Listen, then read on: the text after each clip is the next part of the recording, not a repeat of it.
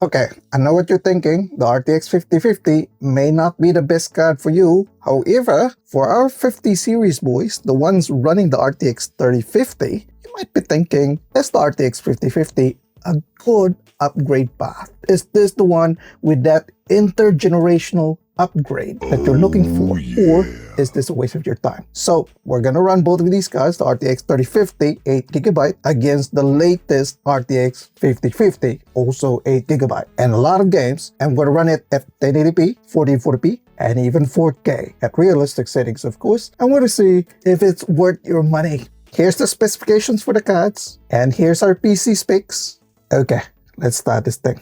And first up is Arc Raiders 1080p, low settings of course, because we want to see those rats. In this game, we got about 97 FPS on our 3050 and 157 FPS with our RTX 5050. That's a massive upgrade, boys. 61% better in terms of average FPS and 50% better in terms of the lows. Let's go to another game. Cyberpunk 2077 Ultra settings 1080p, and look at that one, boys. 77% better. That's a huge upgrade, right? Just 2 generations, we're already jumping 70% with the RTX 5050. We're gonna see if this is still the same when we go to that higher resolution later on. Next up, Oblivion Remastered. We've got medium settings in here with DLSS quality because this game consumes a lot of VRAM. However, bang, look at that one. We're still getting really good FPS with our RTX 5050. The upgrade is just that big. However, we're still getting micro stutters with both of these cards. This game just squeezes everything. Okay, let's go to our massive first-person shooters. And first up, Battlefield 6. This is on low settings because we want to prioritize visibility, and we're still getting that 76% better average FPS and 63% better lows. Whoa, look at that one, man. That's just amazing. 70 FPS against 127 FPS. That's a huge one. Another game that we have a massive multiplayer shooter is Delta Force. And in this one, boys, we're only getting about 56% better FPS, but you know, that's still a huge difference. Let's go to our firing benchmark and see if we're getting like really good FPS. And we're getting about 270 with our RTX 5050 and about 160 with our 3050. PUBG now, and this one's our DX11 Enhance API that we're using, and RTX 5050 continues with that margin. 56% better compared to our 3050. Let's go down to our competitive games, and first up we've got Fortnite Performance Mode DX12. Look at that one, boys. We're getting 300 FPS on both cards, right? We are utilizing about 60% with our RTX 5050,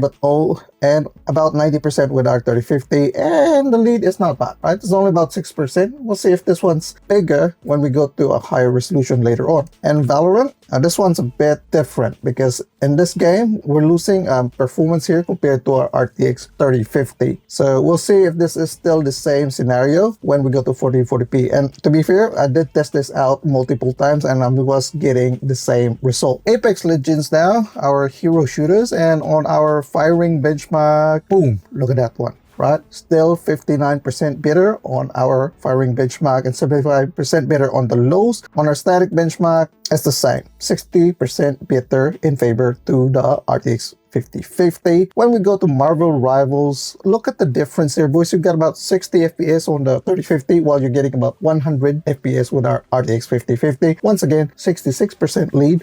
Helldivers 2 now, and it's the same thing. We're getting about 59% or 60% better average FPS. When we go to the Stratagem benchmark, still the same, right? 60% better average FPS, 47% better in terms of the lows. Let's go to Path of Exile 2. We've got DLSS in here, but we've just limited it to DLAA, so no upscaling, just using it for anti-aliasing, and it's the same thing, right? Around 60% better average FPS. Last game for our 1080p run is World of Tanks. NVIDIA cards normally run very well in this game, and you can see that, right? We got about 220 FPS with our 5050 compared to 120 with the RTX 3050. We've got Ultra SD in here, which is the highest settings, and yes, we're still like 60% lead. Let's move down to 1440p, and here we have arc raiders DLSS quality on both cards, and look at that one, 90 FPS on the 3050, whereas we're getting 140, 139 with the RTX 5050. Once again, 54% lead in terms of the average FPS. Let's go to Cyberpunk 2077. This is ultra settings with DLSS quality transformer model, and whoa, look at the difference, man. You've got a playable experience and you've got a not so playable experience, right? 70% lead once again with our RTX 5050. So it is possible to play this game at 4040p. Oblivion Remastered now, we're getting like really unstable frame times here. And you can see that, yes, it's pushing that VRAM in here. It's not showing a lot, but you can see that it's pushing it. Although we're still getting the lead with our RTX 5050. Let's go back to Battlefield 6. DLSS 4 quality and RTX 5050 still maintains that 64% lead over the 3050. Still massive lead, 100 FPS against about 60 FPS. That's still huge. And Delta Force, yeah, the RTX 5050 still has that 68% lead. Once again, like around 60% lead. The 0.1% lows do go to the 3050. On our firing benchmarks, it's the same thing. We're getting about over 50% FPS with our RTX 5050. At PUBG, look at that one, boys. Still getting over 50% FPS with our RTX 5050. So yes, you can definitely play PUBG on this one. All right, you're getting 170 FPS against only about 100 FPS with our 3050. Let's go to Fortnite performance mode at 4040p, and here we have our RTX 3050 is actually maxing out compared to the 5050, and this is why we've got a wider lead now, 49% compared to when we were at 1080p, which was only about 6%. And Valorant, looks like the average FPS has recovered for our RTX 5050. However, the lows still go to our RTX 3050. Heavy action benchmark now with our hero shooters, Apex Legends, and look at that one. We're still maintaining over 60% with our RTX 5050 in terms of average FPS on the firing benchmark. On our static benchmark, it's what? Still 60%. Wow, this is actually quite good. On Marvel Rivals, still getting almost 60% here, 59% in terms of average FPS. Helldivers 2, we are getting 52% better FPS with our RTX 5050 against a 3050 on the running benchmark. On the stratagem benchmark, the same thing, 53% better average FPS and about 50% better lows compared to the 3050. And we've got World of Tanks in here, and look at that one, boys, still getting about 68% better FPS with our RTX 5050. Yes, that's definitely playable, right? 120 at Ultra SD against 70 with our RTX 3050. Okay, let's go to 4K, and we're using realistic settings in here. So we're just at low. DLSS upscaling, but we've got performance as our setting in here, and we're still maintaining about 60% a better average FPS with our RTX 5050 compared to the 3050. Cyberpunk 2077 in here, we've toned down the settings to low, and DLSS upscaling, but once again at performance settings, and we're getting playable experience with our RTX 5050 compared to roughly about 50 FPS with the 3050. And when we go to PUBG, this is a slower paced game, but you can definitely play PUBG with our RTX 5050 better compared to the 3050. And we've got World of Tanks in here, we've got Ultra SD. It's actually not good for both of these guys. You're only getting about 60 FPS with the RTX 5050, but that's still about 60% better compared to the 3050. So let's just adjust the settings for this one. Let's try 4K again with World of Tanks, but in this time around, we're gonna do medium settings, and you are getting a good experience with our RTX 5050 compared to the RTX 3050. Just look at the frame pacing on the RTX 3050. It's not as good as what we have on our RTX 5050. Okay, one more thing that we forgot to talk about is power consumption. So it's roughly the same for both cards. You're getting about 130 watts. Now both of these cards are overclocked from the factory, I think.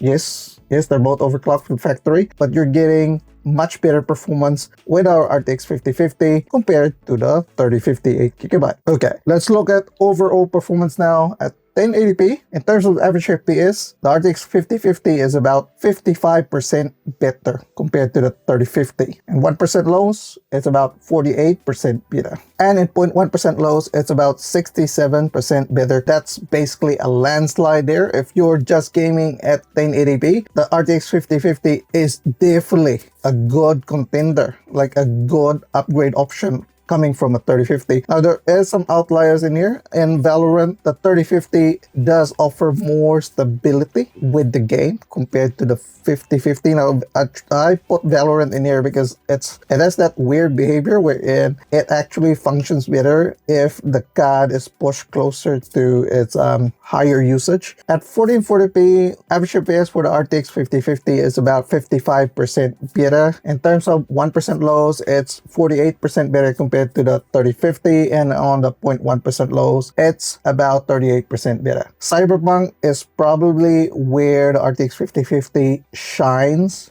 where it was able to get around 70% on all metrics. Maybe that's because it has better DLSS implementation. Now at 4K, our RTX 5050 is about 58% better compared to the 3050 in terms of average FPS, 55% better in terms of the 1% lows, and 48% better in terms of the 0.1% lows. It's very consistent across the board. If you look at this one in terms of pricing, if you're buying an RTX 5050, it's about like $289 new, and RTX 3050 is about like $210 new. But if you're buying used, which I don't know why people are buying used when it's so close to the new one, it's about $190 used. So yes, if you're a 50 series gamer and you're considering just upgrading, the RTX 5050 is definitely a viable option. Why do I say this? In most instances, people who are like 50 series gamers will not have a higher wattage power supply,